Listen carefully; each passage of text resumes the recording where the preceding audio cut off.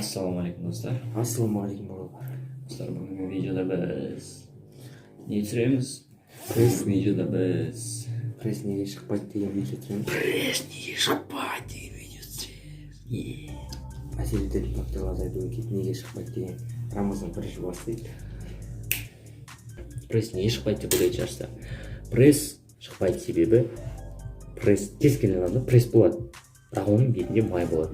И сол майдың кесірінен пресс шықпайды және көрінбей тұрады.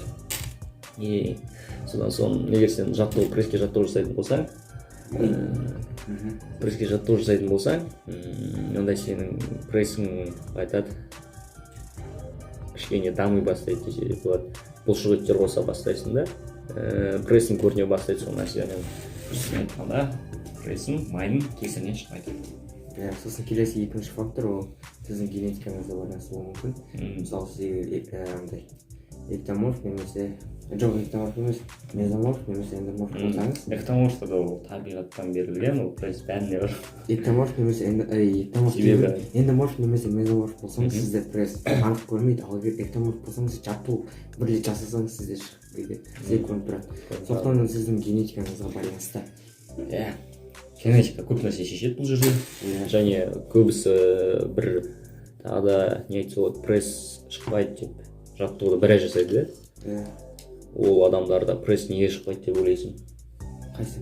Мысалы, бір ай бойы жаттығу жасайды, бірақ неге оның пресс шықпайды? Неге деп ойлайсың мысалы? Білмейді. Мүмкін дұрыс жасамайды шығар. Жаттығу дұрыс жасамайды. Бірінші, ол оның генетикасын біріншісі. Кез келген адам пресс шығарарын алды, өз генетикасын біліп алған дұрыс.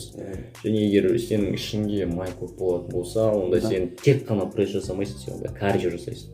Себебі сен іштегі майды кетіру керексің.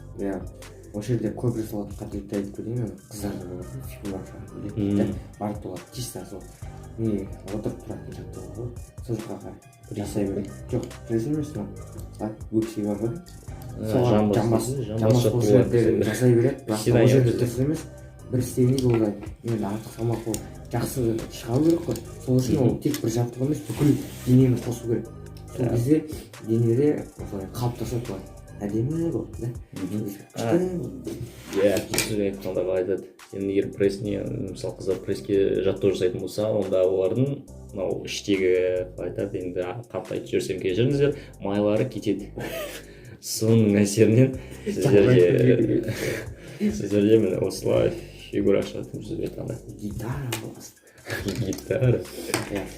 Және бізде мен ойымша айтып келген жаттығу жасаңызда бар қателіктер. Егер пресс бар ғой, енді айттым ғой бағана, пресс жасаған кезде олар толық жасамайды может. Толық жасамайды, және тағы да мысалы сен прессің қимылдап жатқан жоқсың, сен жай ғана қалай айтады, қозғалып жатсың. Сезіну керексің, сен өз прессіңді сезінбесең, жаттығудан ешқандай пайда жоқ. Пресстерге жын нәрсе айтып кетейін. Шын айтқанда ма? Прессіңіз созылып, қайтып жиырылу керек қой. Жиырылу керек, Сосын бір бар айтады, осылай прессті жасаған кезде дем жасайды, деммен бірге. Демнің де өзі әсер етеді. Сосын кейбір адамдарда қателік болады, мысалы, арық адамдар жүгіреді. Арық адамдар жүгірудің ешқандай керегі жоқ, себебі мысалы мен жүгірмеймін дейсің. Мен вообще жүгірмеймін. Содан соң достар, бір тағы да не айта кетейік, прессті қалай шығаруға арналған ақылдар айта кетейік.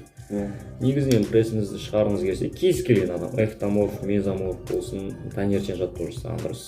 Себебі таңертең жаттығу жасаған кезде сенің қарның тамақ ішпей тұрып таңертең жаттығу жасаған дұрыс.